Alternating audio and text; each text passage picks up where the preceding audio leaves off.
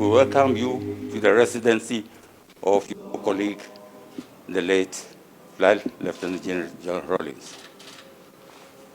We want to thank you for having an audience with us yesterday and giving us the necessary support for a state funeral. The family has been meeting and making plans towards the funeral, and we will get you posted about all the arrangements we are making. You're welcome. Former First Lady, members of the family of President Rawlings,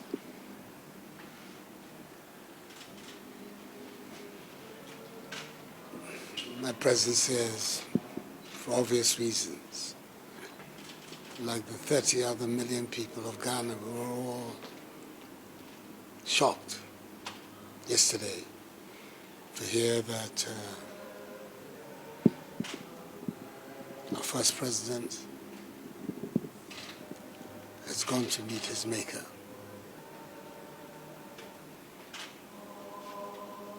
I found it so difficult to believe that the man I knew was a very dynamic, energetic, vital human being is today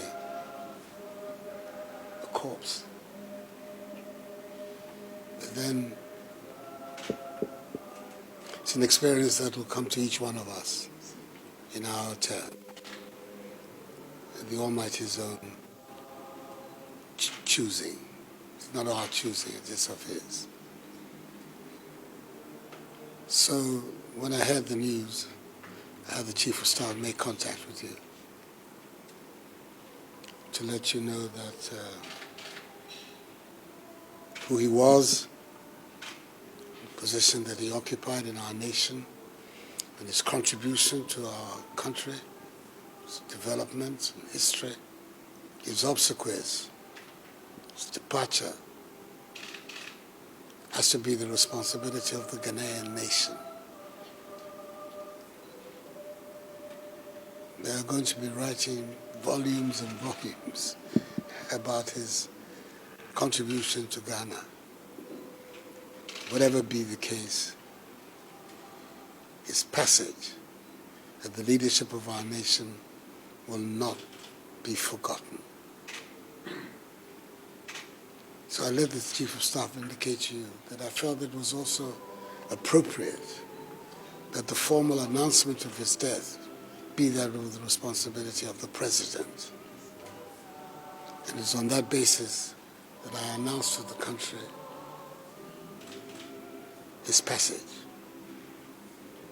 In the evening, you sent a delegation involving Colonel Abutui, Aguji, your eldest of your children, and the others to come and officially inform me of it. I indicated then again that whatever arrangements are going to be made are going to be the arrangements of the state of Ghana. We have to make sure that this man is given a befitting state burial. His contribution to our country is enormous, many, many, many grounds. And our nation must show its true appreciation of his work and output here in Ghana. So, amongst the Chief of Staff, to liaise with whoever you designate, for us to start to think about how to go forward on his burial. But in the meantime, it's important that we should come here and express to you, to your children, to his family, deep condolences on what has taken place so suddenly. That's the part that is so difficult to assimilate, that it has come out of the blue, that he's left us. You have to know that this time you're definitely not alone. Lots and lots of people in Ghana who will share your grief with you. all of us do our best to make sure that we're able to go through this passage as painlessly as possible.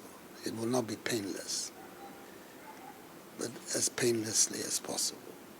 So I came here this morning just to express to you a personal condolence about what has happened, and once again to reassure you that the Ghanaian government is going to be right with you in making sure that your husband is given a fitting send-off and farewell.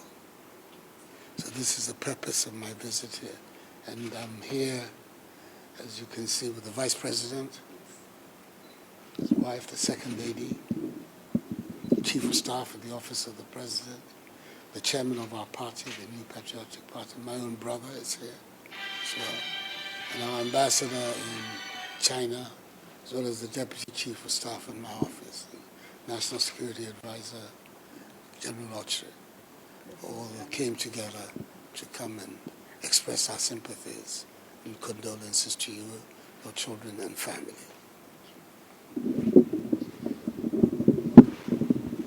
On behalf of Her Excellency Nana Akufo-Addo,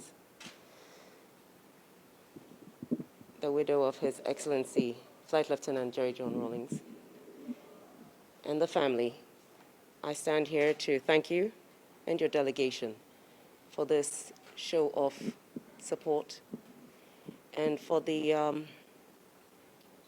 immense honor done to His Excellency by ensuring that he will be recognized by a full state burial, and also the extension of all protocols and courtesies to the family to ensure that we honor his memory as a result. Indeed, this was unexpected.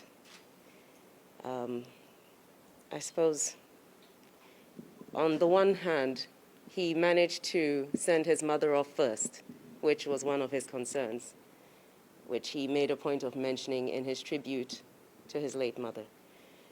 And as you rightly said, the Lord giveth and the Lord taketh. And we cannot comprehend the reason why, but we do have to understand that this is the reality of our lives. It may not be today, it may not be tomorrow, but the certainty is that death is something we all have to live with at some point. We have to face. Your Excellency, the family has only, things are still up in the air. We are yet to discuss the date of the funeral, and as such, what we can do today is to thank you once again for paying us a visit today and honoring us, and to let you know we will work closely with the Chief of Staff and with State Protocol to ensure that the wishes of both are honored as much as possible, both the family and of the state, to ensure that this goes off without a bit of a problem at all. We go through smoothly and honor the memory of the man he was. Once again, we thank you, and may God bless you all. Thank you.